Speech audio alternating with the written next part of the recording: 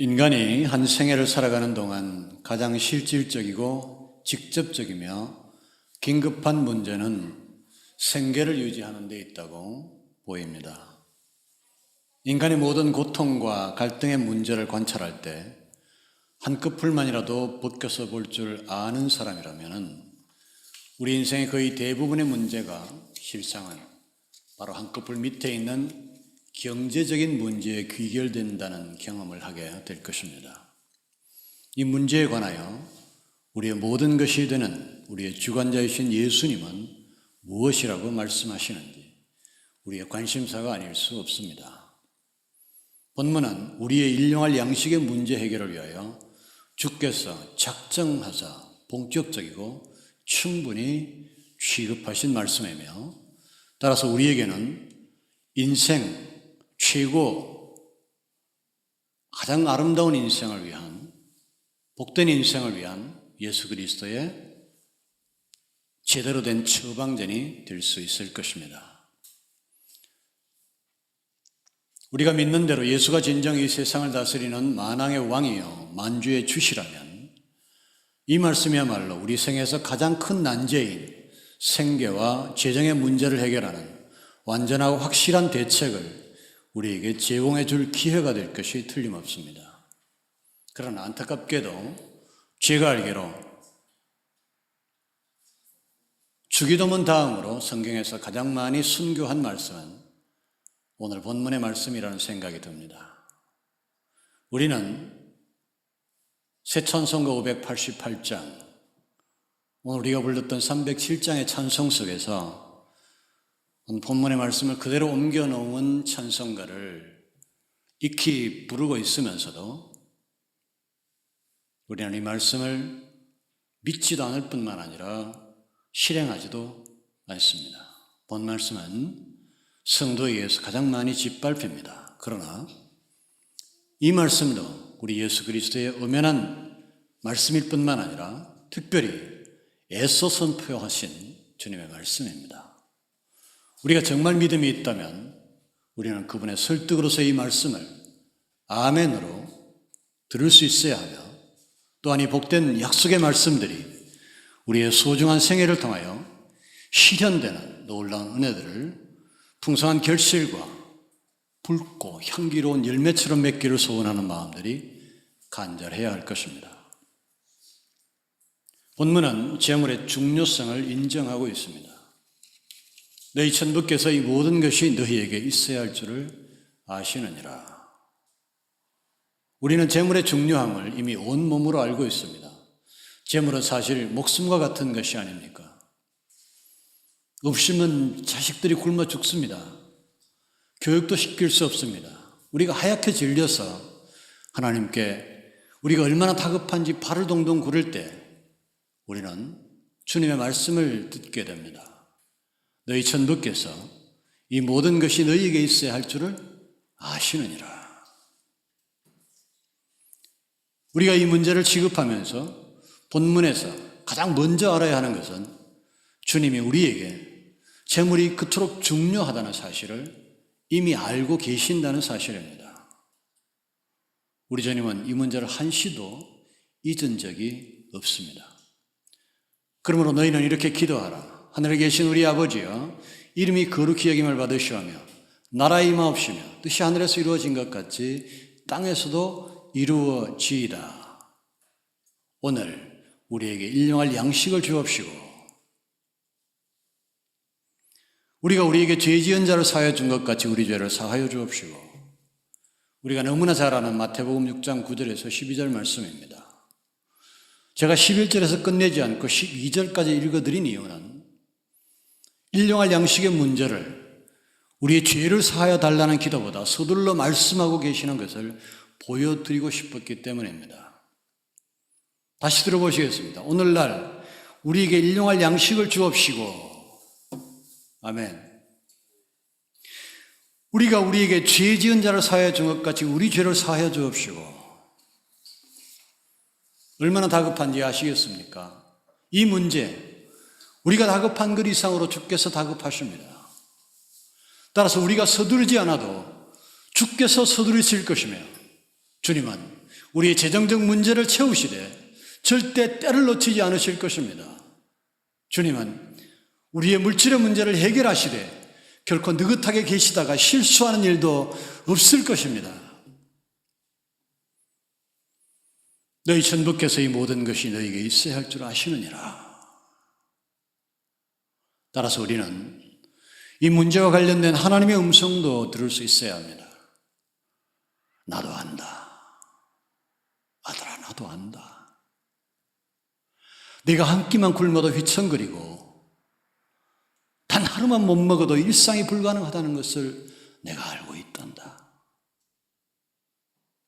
너희를 그렇게 창조한 자가 바로 내가 아니냐. 이 모든 것이 너희에게 있어야 할 줄을 내가 너무나 잘 알고 있단다. 이 음성을 듣는 영성과 지성이 여러분에게 위로와 평화가 되시고 또한 오늘의 이 모든 복된 선언을 신뢰할 여러분의 믿음이 되시기를 축원합니다. 주님은 결국 우리가 노력해야 하는 것이 그 번지수가 잘못되었다는 겁니다. 이 결론부터 확인하고 시작하는 것이 좋겠다는 생각을 합니다. 우리에게 있어서 재물은 소중한 것이며 절박한 것입니다. 그래서 사람들은 그 재물의 문제에 곧바로 사로잡히게 됩니다. 몰두하고 매몰되고 결국은 격동하게 됩니다. 이거 어쩌면 당연한 일인지도 모릅니다. 그러나 주님은 바로 그 점을 지적하고 있습니다. 그렇게 하면 안 된다는 겁니다. 그렇게 하는 것이야말로 번지수를 잘못 짚었다는 것입니다. 이것이 주님의 첫 번째 설득입니다. 주님은 염려함이 우리의 키를 조금 더 키울 수 없다고 말씀하심으로써 우리의 염려뿐 아니라 염려와 동일한 것으로 보시는 바 병든 염려로부터 나온 모든 병든 수고도 우리의 상황을 개선하는 데 아무런 도움이 되지 않는다고 말씀하고 계시는 겁니다. 우리의 염려와 그 결과로 나오는 노력과 수고는 작동하지 않는 기계입니다. 노력 혹은 수고 지상주의는 철폐되어야 합니다. 노력하지 않는 사람이 간혹 있는 것은 사실이지만 궁핍한 사람의 숫자만큼 많을 수는 없는 것이 사실입니다. 노력만큼 사람이 성공한다면 이 세상에 왜 저토록 많은 궁핍이 있겠습니까? 노력과 수고를 모조리 부정해서는 안 되며 할 수도 없습니다. 그러나 그들이 신으로 추앙받게 해서는 안 됩니다. 노력은 헛된 것이 많습니다. 운칠기상 이 문제에 관하여 절대 보수적인 세속의 기준으로 본다고 하더라도 노력과 수고와 기능과 능력의 열의 7은 헛된 것이라고 세상의 사람들이 인정하고 있지 않습니까? 노력과 수고를 신앙하지 마시기를 바랍니다. 노력과 수고를 하시되 노력과 수고를 맹신해서는 안 됩니다. 여러분, 나비 효과라는 말을 알 겁니다. 나비의 작은 날개짓이 날씨 변화를 일으키듯이 미세한 변화, 작은 사건이 추후에 예상하지 못한 엄청난 결과로 이어진다는 의미입니다. 1961년 로렌츠는 컴퓨터 시뮬레이션을 통해서 기상 변화를 예측하는 과정에서 정확한 초기값인 0.506127이 대신에 0.506만 입력했습니다. 그런데 그 결과는 놀라웠습니다. 0.506127이라는 정확한 값을 입력했을 때와 0.506만 입력했을 때 0.000127의 근소한 입력치 차이가 완전히 다른 기후 패턴의 결과로 나타났다는 겁니다. 자, 브라질에 있는 나비의 한 마리의 날개짓이 미국 텍사스에 토네이도를 발생시킬 수 있는가? 그렇다라고 대답하는 것이 나비 효과입니다. 제가 나비 효과를 이렇게 길게 소개하는 이유는 우리의 삶을 결정하는 일에 얼마나 많은 예측 불허한 변수들이 작동하고 기능하는지 개입하는지 여러분에게 보여드리고 싶기 때문입니다. 우리는 IMF라고 불리는 아시아 금융위기를 겪었습니다. 1997년 여름 태국, 말레이시아, 인도네시아 등 동남아시아 국가로부터 시작된 외환위기는 같은 해 가을 한국을 연쇄적으로 강타했고 자살률의 급증, 가정의 붕괴와 이혼, 가족 해체, 출산율 저하, 양극화, 고용 불안, 청년 실업 등등 암울한 그림자를 남겼습니다.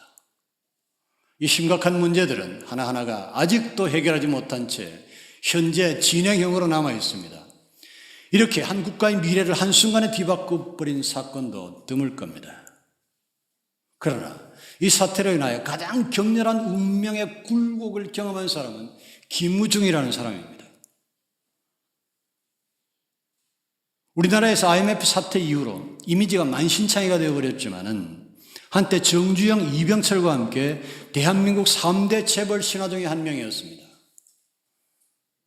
대우그룹의 회장이었습니다. 여러 가지 문제가 있었지만 분명 그의 성공은 그의 능력과 열정과 수고의 크기에 의한 것이었습니다. 그는 분명 IMF 위기 때문에 망한 사람입니다. 게으르고 무능하거나 수고하지 않아서 망한 사람이 절대로 아닙니다. 그는 일 중독자였고 비록 놀다가 연세대학교에 들어갔지만은 대한민국 당대 최강의 명문고였던 경기고등학교를 나온 수재였습니다. 대우를 키워나가는 과정을 보면 가장 이 대한민국에서 유능한 사람에 속하는 사람이었습니다. 그러나 그는 예상치 못한 일로 실패하고 말았습니다. 1995년 국민소득 1만 달러가 달성됐을 때 1996년 이른바 선진국 모임이라고 불리는 OECD에 대한민국이 가입했을 때 이를 정치 차원의 치적으로 여기고 있던 김영삼 정부가 국민소득 1만 달러를 유지하기 위해서 원화가치 고평가를 유지할 필요 때문에 환율시장에 개입하여 수시로 다량의 외화를 시중에 방출했을 때 그 일이 김무중을 굴욕으로 몰고 가고 있었다면 김무중 일개 개인이 무슨 능력으로 이 상황을 감지하고 방어할 수 있었겠습니까? 노력으로 산다고 얘기하지 마시기 바랍니다. 능력으로 산다고 말하지 마시기 바랍니다. 수고로 산다고 생각해서는 안 됩니다. 그것이 모든 것을 결정하는 변수는 아닙니다.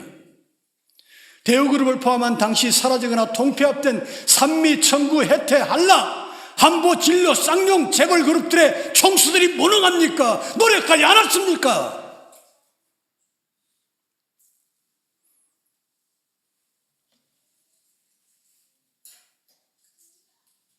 그 회사의 사원들과 당시의 은행원들, 동아, 대동, 평화, 보람은행에 근무했던 은행원들, 그때 발생한 수많은 노숙자와 우리의 친구와 아버지들이 무엇을 잘못했기에 길거리로 내몰렸습니까?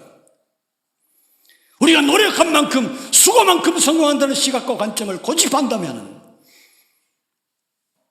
그것은 그들의 좌절로 인하여 동반되는 동반자의 노고의 분풀이를 그때 후 지금까지 서러운 우리 아버지들과 친구들을 세상이 믿는 헛된 신앙의 희생양으로 삼고 애꿎은 저들의 가슴에 길 잃은 분노의 잔인한 대못을 박는 일 외에 아무것도 아닙니다.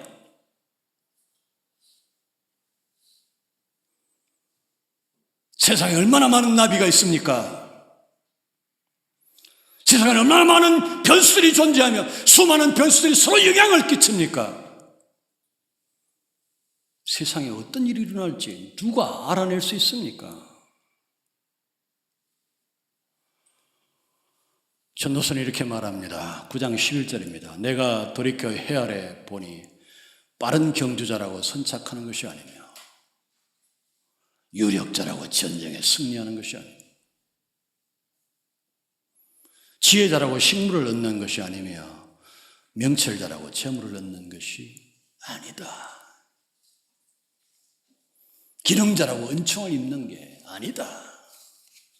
이는 시기와 우연이 모든 자에게 임하기 때문이다.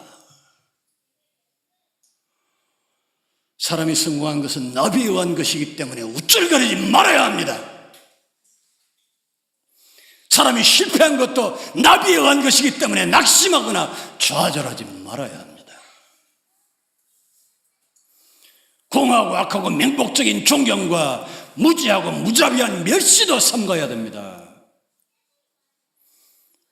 노력과 수고와 능력의 잔인한 신이 사라진 지혜의 땅에는 성공한 자는 스스로 겸손하고 실패한 자는 권면과 위로를 받습니다. 그 지혜롭고 따뜻한 일들을 지금 우리의 땅, 그분의 나라, 그분의 의가 운행하는 우리의 이곳에서 보기를 소원합니다. 하나님이 도우십니다. 이것이 우리가 나아가야 할 다음 선포입니다. 주님은 본문 27절에서 너희 중에 누가 염려함으로 그 키를 한 자나 더할 수 있느냐 그 물으심으로 말미암아 주님은 스스로 모든 인간이 이 문제와 관련하여 절대 무능의 상황에 처해 있다고 선언하신 셈입니다. 그리고 무엇보다 주께서 선언하신 바 모든 불가항력적 상황 앞에서 그 앞에 서 있는 사람들에게 하나님의 도우심이 필요합니다. 만일 사람들이 스스로 상황을 대면할 준비가 된다면 이스라엘이 젖과 꿀이 흐르는 가나안 땅으로 들어갔을 때와 같이 우리에게서 하나님께 손을 떼실 수도 있을 겁니다. 그러나 주께서는 27절을 말씀하심으로 사람들이 여전히 아무것도 할 수 없는 광야에 머물러 있다고 말씀하시고 있는 것입니다. 너희 중에 누가 염려함으로 그 키를 한 자나 더 할 수 있느냐?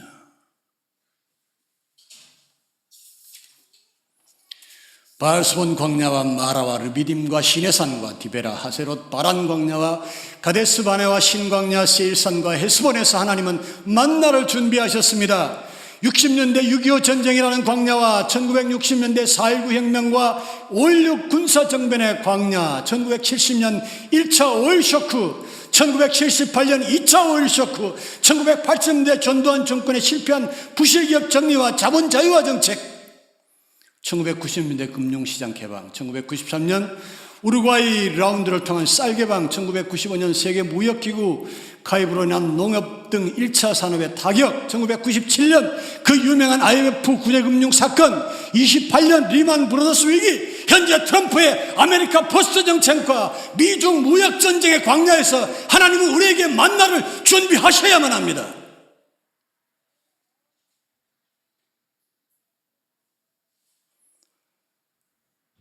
그렇다면 우리가 뭘 해야 합니까? 하나님이 주시는 것을 누리는 겁니다. 이 모든 것을 너희에게 더하시리라. 우리는 주께서 우리에게 주시는 해법을 듣고 있습니다. 이 모든 것을 너희에게 더하시리라.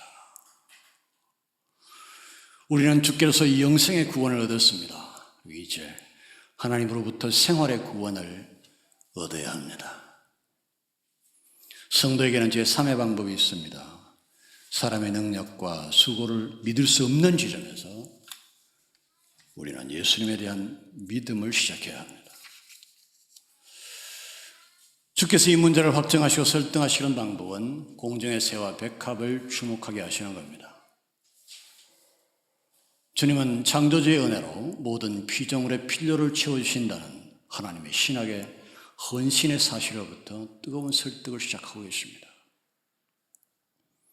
공중의 새를 보라. 심지도 않고 거두지도 않고 창고에 모아 들이지도 아니하되 너희 천부께서 기르시나니. 하나님은 장미꽃과 백합화를 피우십니다. 하나님은 길가에 소박한 수많은 들풀들을 피우십니다. 여러분, 예배가 끝난 후라도 이 삭막한 도심에 나가서 옹색한 보도블록 사이에 피어난 들풀이라도 좋으니 살펴보시기 바랍니다. 주께서 보라고 명령하셨으니 숙제요 과제로 알고 꼭 한번 보시기를 바랍니다. 생각해보라고 명령하셨으니 그분의 명령을 여러분에게 준엄하게 전달합니다. 생각해 보시기 바랍니다. 하나님께서 그 작은 들풀들 하나하나를 얼마나 아름답게 꽃피우셨는지 여러분의 눈으로 분명히 확인하고 깊이 생각해 보셔야 합니다. 사람에게 주신 하나님의 호사가 너무나 풍성해서 거만해진 사람들의 눈길조차 스쳐가지 않는 도시의 틈새에 겨우 생명을 유지하고 있는 수억 수조의 민들레 포기마다 빼놓지 않고 꽃을 피우시는 하나님의 손길이 어떠한지 여러분 보셔야 합니다. 저는 여러분이 꽃밭을 한눈에 둘러보는 행위를 중단해야 한다고 주님의 말씀을 빌어서 여러분 주장합니다. 그것은 일종의 꽃에 대한 만행입니다. 주님은 백합화의 복수가 아닌 단수를 사용하셨습니다. 꽃 한 송이를 관찰하십시오. 그 꽃 하나하나가 모든 면에서 얼마나 철저하고 완벽하게 아름다운지 볼 줄 알아야 합니다. 그 성도의 안목입니다, 여러분. 성도는 그냥 성도가 아닙니다. 밥 먹고 사는 일에 몰두해가지고 하나님께서 피워주신 꽃 한 송이를 제대로 볼 수 없는 성도라면 성도가 아닙니다.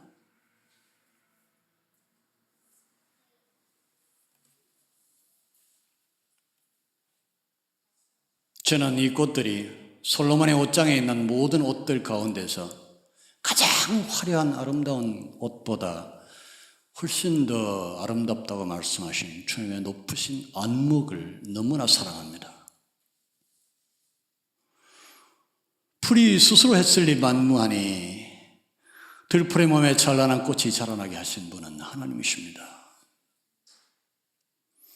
이 세상에 꽃의 형과 색을 논할 또 다른 존재가 있지 않다면 그 꽃들은 오직 사람을 위하여 하나님이 지으신 것이 분명합니다.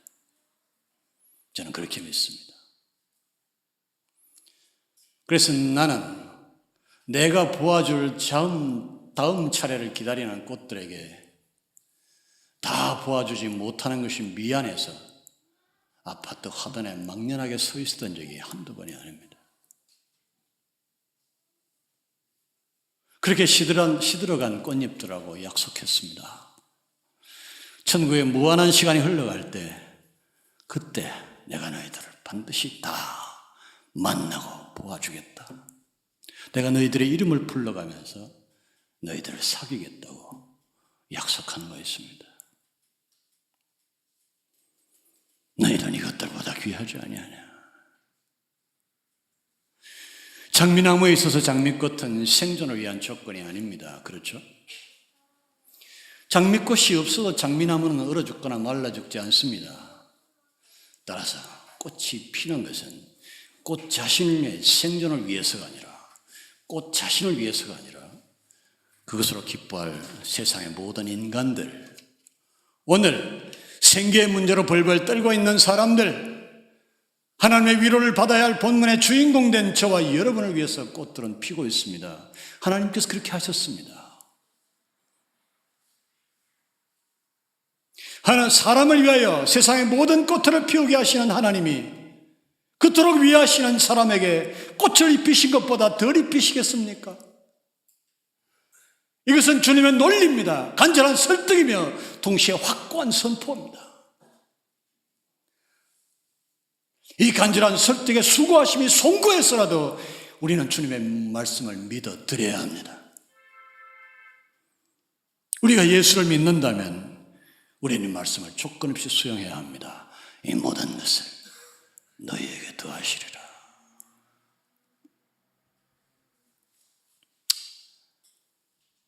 자, 너희는 이것들보다 귀하지 아니하냐. 이 말씀, 너희는 이것들보다 귀하지 아니하냐. 이 말씀은 시간과 수고가 들더라도 도저히 간과할 수 없는 또 다른 주님의 논리가 전개되고 있습니다. 비중의 경량과 은혜와의 관계에 관한 겁니다. 설명드리겠습니다. 목숨이 음식보다 중요하고 몸이 의복보다 중요한 걸 확실합니다. 그러나 그것이 어떤 결론과 연결되는지 우리가 알아야 할 필요가 있는 겁니다. 하나님이 우리에게 가장 소중한 것을 주셨다면 그보다 덜 소중한 것을 기꺼이 주시지 않겠느냐라고 하는 질문을 하기 위한 우리 예수님의 기본적인 보석입니다. 너희는 이것보다 귀하지 아니하냐. 장난감을 사주면서 배터리를 사주지 않는 부모를 저는 본 적이 없습니다. 여러분 본 적 있습니까? 이게 가능한 이야기입니까?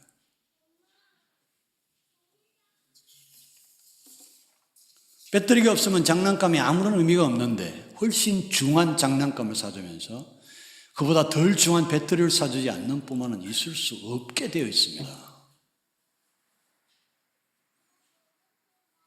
목숨이 음식보다 중하지 아니하며 몸이 의복보다 중하지 아니하냐. 출산을 앞둔 정상적인 부부가 우유병을 마련해 두지 않거나 배냇저고리를 준비하지 않는 것은 상상조차 할 수 없는 일이 아닙니까? 천하보다 귀한 자기의 또 다른 생명을 준비하면서 그 작은 애기 옷이 뭐라고 마련하지 못하고 안 하겠습니까, 여러분?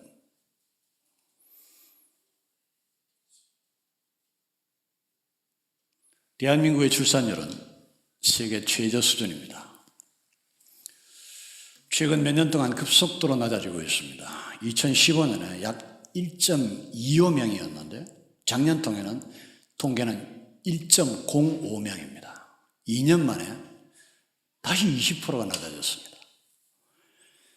OECD 국가 중 최저일 뿐만 아니라 여러분 세계 225개 국가에서 가장 낮습니다.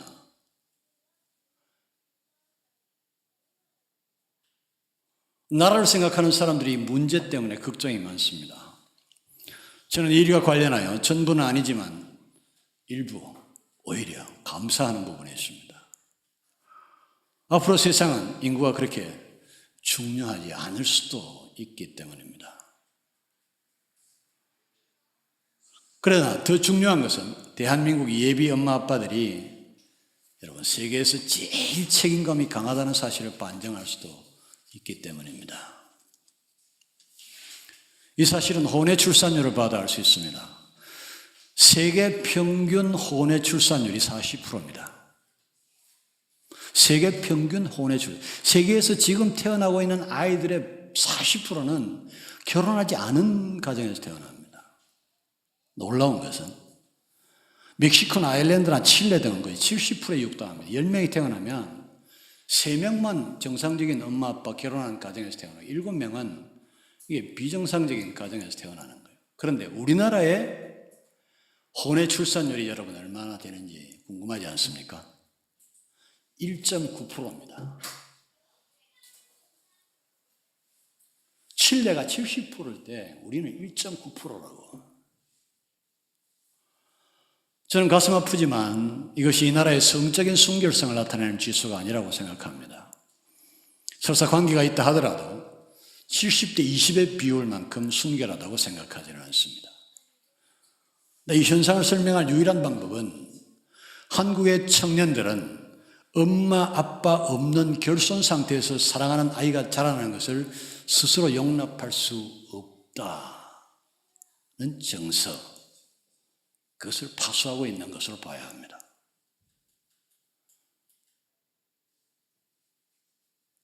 제가 보기에요,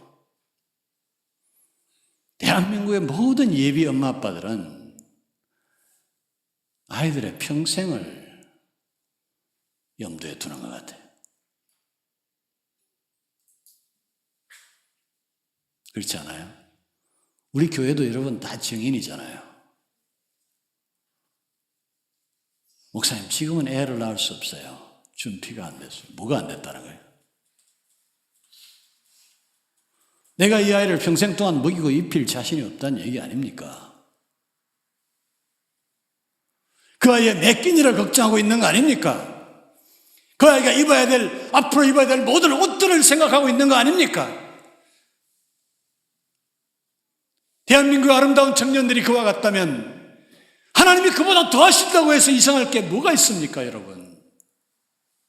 하나님은 믿기를 축원합니다. 우리의 일생 동안 먹어야 하는 몇 끼의 메뉴들을 하나님이 미리 준비하고 우리를 세상에 오게 하셨다는 사실을.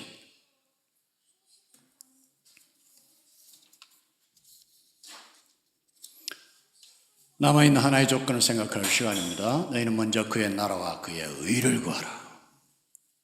그리하면 이 모든 것을 너희에게 더하시리라.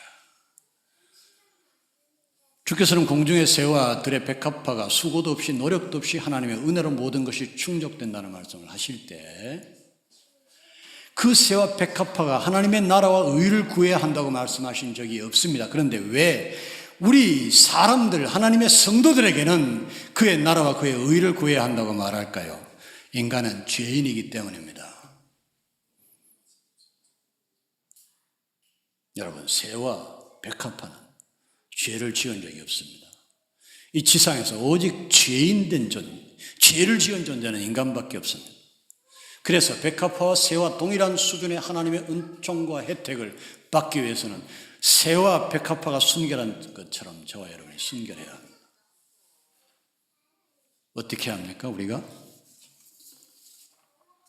모든 사람이 죄를 범하였으며 하나님의 영광에 이르지 못하더니 그리스도 예수 안에 있는 구속으로 말미암아 하나님의 은혜로 값없이 의롭다 하심을 얻은 자 되었느니라.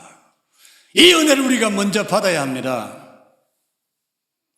영접하는 자, 곧 그 이름을 믿는 자들에게는 하나님의 자녀가 되는 권세를 주셨으니 요한복음 1장 12절의 은총을 얻어야 합니다.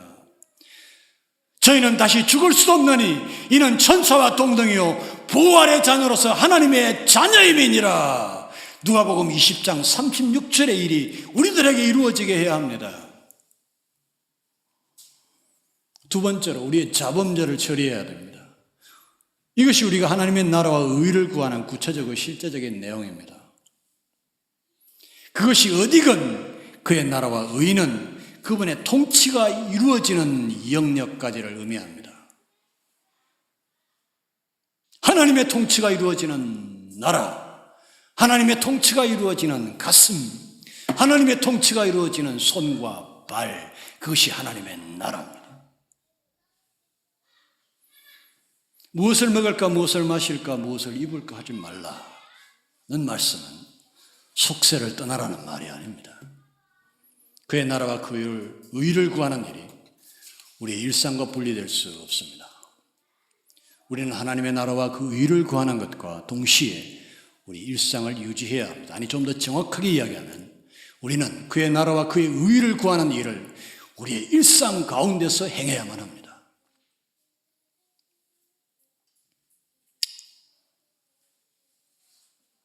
우리는 우리의 삶에서 재물의 문제와 또는 재물 그 자체를 목전에 둔 채로 견물생심을 이겨야 합니다. 이것은 산이나 수도원에 들어가는 것보다 힘들고 어려운 기술을 요구합니다. 수도사들은 자신의 세상과 격리하려고 애를 썼지만 우리는 흙탕물 속에 뒹굴면서 순결을 유지해야 합니다. 우리는 물건을 사고 팔고 사업을 하고 사람을 만나는 중에 그 일들을 통하여 하나님의 통치가 이루어지도록 해야 합니다. 그의 나라와 그의 의를 구해야 합니다. 이것은 참으로 영광된 도전이며 성도에게 가장 큰 명예를 가져오는 값진 싸움이 될 것입니다. 이 명분 높은 전쟁터에 나갈 용의가 있습니까?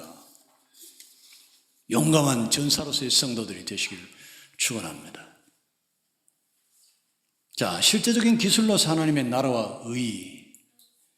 놀랍게도 여러분, 우리가 우리의 삶 가운데서 하나님의 나라와 그 의를 구하면 바로 그것이 이 세상을 가장 지혜롭고 능력 있게 살아가는 비결이 되며 충실하게 세상을 대처하는 바로 그 고난도의 기술이 된다는 사실을 기억하시기 바랍니다. 그런 의미에서 예수님은 본문에서 이 혼란스럽고 고단한 세상을 대응하는 진정한 전략과 전술을 우리에게 가르쳐주고 있는 셈입니다. 우리는 돈을 벌기 위하여 사업을 하기보다는 하나님의 나라와 의를 구하기 위하여 사업해야 합니다. 사람을 섬기기 위하여 사업을 하시는 저와 여러분 되시기를 바랍니다. 저는 평생을 자비랑으로 현재까지 디자인 현장에서 일하고 있습니다. 적대나 뇌물이라는 손쉬운 영업 방법을 배제하고도 그나마 버틸 수 있었던 것은 나의 디자인 작업을 통하여 내가 나의 클라이언트들을 섬기려고 했던 것, 그들을 성공하게 만들려고 했던 노력이 그것이 나의 목적이었기 때문이었다고 나는 믿고 있습니다. 모든 업종이 마찬가지입니다. 식당, 여러분, 보컬 트레이너도 있네요. 학생들이 실력이 늘지 않으면 죽는다는 각오를 하셔야 돼요. 이것이 세속에서 성자가 되는 방법이며 동시에 세속적 성공을 위한 기술이요 전략입니다. 세속적 차원에서 이 모든 것을 너희에게 더하시리라는 약속이 이루어지도록 하는 비결이요 동시에 먼저 그의 나라와 의를 구하는 길이 될 것입니다. 그러나 저는 결코 주님의 말씀을 단지 세속의 차원의 처세술로 만들어 땅으로 끌어내리고 싶은 마음이 없습니다. 주님은 분명 창조주 하나님이 이 세상에 대한 초월적 개입을 말하고 있기 때문입니다. 하나님은 조용히 전개되는 일상의 기적들에 관한 말씀을 하고 있는 겁니다. 정말 하나님께 살아계셔서 철저히 지켜주실까요? 기적이 일상이 될까요? 여러분, 좋은 예가 있습니다. 조지 뮬러입니다. 조지 뮬러는 브리스톨의 고아들의 아버지로 알려진 독일 태생의 영국 목회자입니다. 1836년 4월 최초의 보육원이 문을 열었고 7세에서 12세 사이의 소녀 30명들을 받아들였습니다. 그가 처음 고아원 사역을 준비할 때 준비된 것이라고는 선물 받은 접시 3개, 쟁반 28개, 물병 하나, 컵 1개, 소금병 받침 3개, 칼 4개, 포크 4개, 채소를 깎는 강판 1개. 그게 전부였습니다. 30명을 위해서라면 눈물 나는 살림살이 아닙니까? 같은 해 11월에는 유아들을 위한 집을, 다음해 9월에는 소년들을 위한 집을 마련했습니다. 1970년까지 뮬러는 학교가 있는 5개의 큰 보육원에서 2,000명의 고아들을 섬길 수 있었습니다. 그는 오직 기도로 그 비용을 마련했습니다. 뮬러는 63년 동안 750만 달러, 화폐 가치의 변화를 무시하고서라도 한화로 약 90억 원에 해당하는 돈을 하나님께로부터 받았습니다. 그는 전 인생을 통하여서 매일 하루에 2번씩 기도의 응답을 받은 사람입니다. 1838년 9월 16일 일기에는 이런 게 있습니다. 오늘 오후 우리는 고아들에게 필요한 것을 구하기 위해 다시 모였다. 우리의 마음은 평화롭고 우리의 희망은 하나님께 있다. 어제 저녁부터 지금까지 1실링밖에 들어오지 않았지만 하나님께서는 우리를 도와주실 것이다. 다음 날에는 오늘 하루를 새로 시작할 때 모든 것이 절망적으로 보였다. 그러나 주님께서는 우리의 모든 물질적 필요를 채워주셨다. 하루아침에 절망이 하루 만에 충족으로 바뀐 현장을 여러분 지금 보고 있습니다.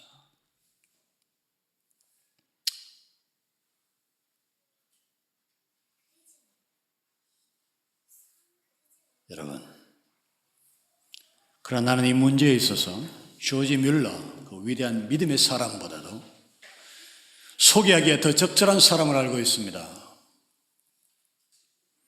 바로 저와 여러분입니다. 저와 여러분은 참으로 끔찍한 격동의 세월들을 살아왔습니다. 굶어 죽을 것 같은 공포의 상황에 직면하기도 했습니다.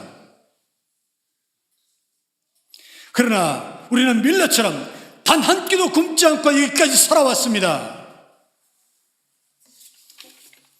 우리의 인생 정체는 그분의 손길의 증거가 아닙니까? 우리의 실력이 이렇게 완벽할 수는 없습니다. 아직 우리가 여전히 부족한 믿음으로 창백하여 있을 때조차 하나님은 우리의 매 순간을 지켜주셨고 매일 매 끼를 지금까지 지켜주셨습니다. 우리의 60평생이 하나님의 지키시는 손길의 증거가 아닙니까?